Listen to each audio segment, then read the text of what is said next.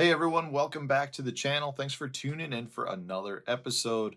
One of my favorite things to do, and this might sound crazy to a lot of you, but I love to fish ultra clear water and ultra pressured water, meaning I love to fish the clearest water you can find that gets a ton of pressure. And I do that because it makes me a better angler. I can learn a lot of things from fishing really pressured bodies of water, really clear bodies of water that I can then apply to other places throughout the country that generally make me a better angler. Now, having said that, those are some of your toughest bodies of water to fish, and you're probably going to run into a lot of days where you just don't catch that much. And it can be really frustrating too, because not only can you see them potentially in your forward facing sonar if you're using it, but you can see them with your homemade forward facing sonar, your eyes. And when you get to see the fish swim up to a bait and turn away, it's like they've seen everything in the book before, and therefore they're just tough fish to catch. But if you figure them out, I'm telling you, you can apply that to anywhere else in the country, and it makes you a better angler. Today's video is brought to you by the Deep Dive app. This has had an amazing new update. As you guys know, I love the water clarity feature. As you can see right here, we're looking at Grand Lake, which just had a whole pile of rain come into it. It went from being really clear to having a lot of dirty water coming in the bottom end of it.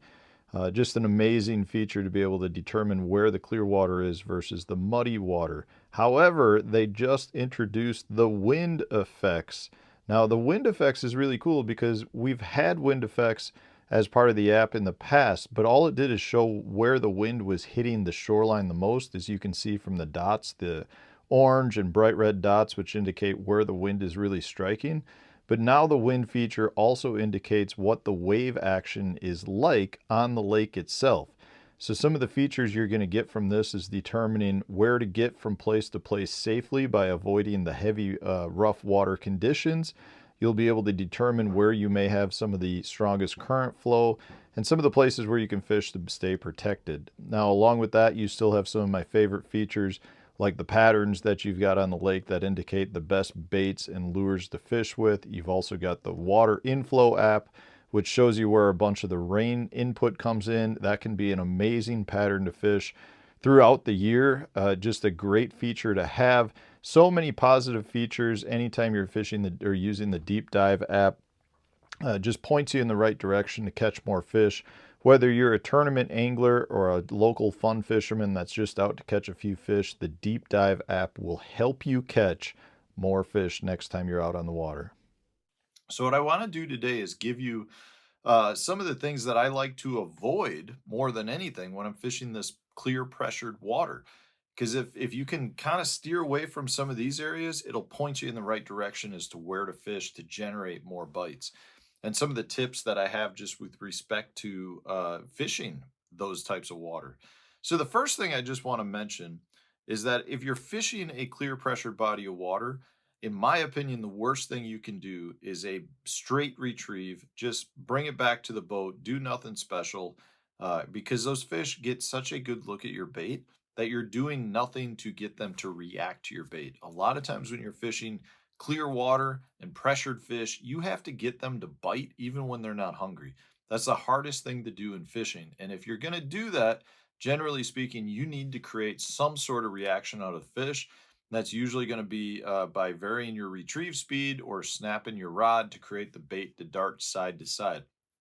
The more you do that, the more you're going to get bit under pressured water conditions. So when I see people just cast and retrieve a bait, no matter what it is, chatter bait, swim bait, spinner bait, crankbait, if you're not varying that retrieve up, you're not getting the number of bites that you should be getting when fishing clear pressured water. Now, another tip that I would recommend is to avoid some of the biggest community holes on the lake. Now, this is kind of one of those ones that there's definitely value to it, there's definitely not value to it. Generally speaking, those community spots can definitely produce fish, especially if you're the first one on the water in the morning or the first one to hit that spot in a while. Now, they're community spots for a reason. They're community spots because there is something about that spot that the fish are drawn to. Maybe it has bait, maybe it has the right structure. Whatever it is, the fish continue to come to it. Therefore, it's always going to have some fish on it. But having said that, if you're the fifth man in line to hit that spot, you're probably not going to generate that many bites off of it. Now, this is where I recommend you do something a little bit different. If you know that that spot has received a lot of pressure, don't avoid the spot 100%. Avoid the area that generally is the main draw. So if you've got, say, a point and everyone fishes the point, but there's a rock pile on the point, and that's really what they're fishing, well, those fish probably are still on that point. They're just not on the rock pile, so they scatter out. Some of the best anglers in the world are so good at catching the fish that are on community spots, but they're doing it outside of the true community hole spot. This is a very common thing on ledges. A lot of times on ledges, anglers will go in, catch a bunch of fish off of a spot, and that school breaks up and they'll spread out down the ledge further. The best anglers out there are the ones that kind of break outside of the pack of boats and start catching fish as the fish spread out from where they originally were. So the community spot's still good, but don't necessarily key in on the exact spot that everyone fishes. Actually start working the area around it. You might find that you relocate a bunch of those fish that were pushed off the spot by the pressure that was fishing it. So that's definitely something that I would highly recommend. Now, another thing has to do with your bait choice.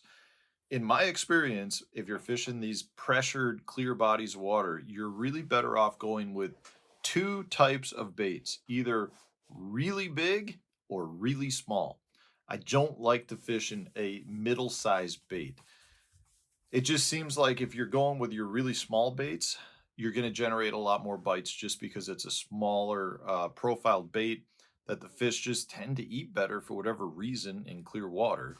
And the second would be if you're going with a really big bait, it just is something that the fish don't generally see, and it has really good drawing power. So you can get some of the biggest fish in the lake to eat a bigger bait in those conditions than you will throwing a middle-sized bait. So I generally like to really stay away from your average size bait. And that just depends on the bait you're throwing. So if you're throwing, say, a jig, I'm not going to throw a half ounce. I'm probably going to throw a really small compact jig, a real finesse jig.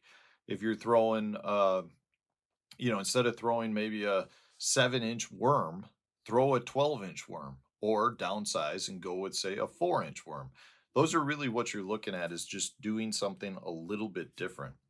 Now, another thing would be your line. I generally feel like you're much better off going with a much lighter line. Now, I realize if you're throwing bigger baits, you got to throw a line that can handle the bigger baits.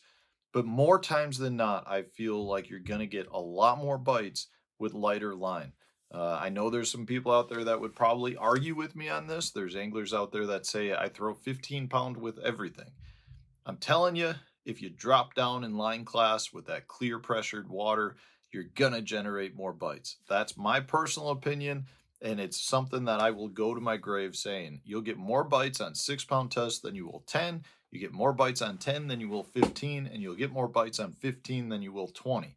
Just be aware you got to use line that's still heavy enough for the bait choice.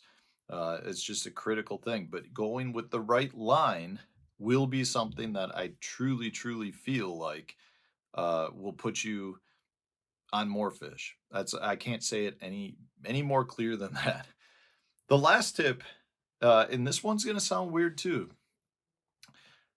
I think you're in a much better position when you're on these pressured bodies of water to not avoid some of the crummy looking areas, the do nothing banks, the flat sloping areas. Any place that you don't think gets a lot of pressure is probably worth looking into because those other places get pressure. The fish get pushed off of them. There's obviously reasons why the people are fishing those, but a lot of times you'll be able to have better success fishing areas that don't get the pressure. And it's something we're seeing more and more now by a lot of top tournament fishermen where they're really starting to fish. They're starting to look for areas that nobody else is fishing. This is something that Drew Gill does all the time. He looks for the banks that people don't fish because they don't look good. They don't look good on a map. They don't look good in aerial photos. The reality is there's generally going to be fish scattered all throughout the lakes.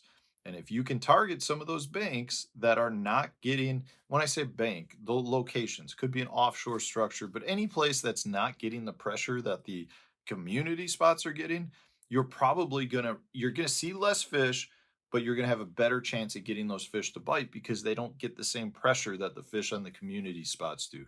So don't avoid those banks that don't look good. In fact, I love fishing that stuff because if I can find one or two key little pieces of structure on a do nothing bank, there's almost always going to be a fish living on those. So you've really just taken a big area, condensed it down to one or two little casts, and it'll increase the number of bites that you get. Now, having said that, a lot of times it takes you a lot longer to find those spots because you're fishing down banks in areas that just aren't as good. They don't look as good, they don't hold as many fish, but when you find that one or two pieces of cover that they will hold fish on those banks. So these are some things that I apply to my fishing on all the clear pressured bodies of water that I fish, not just in Wisconsin, but all over the country. I'm telling you, these are tips that will help you catch more fish if you're fishing some of these lakes that are just beat up by other anglers.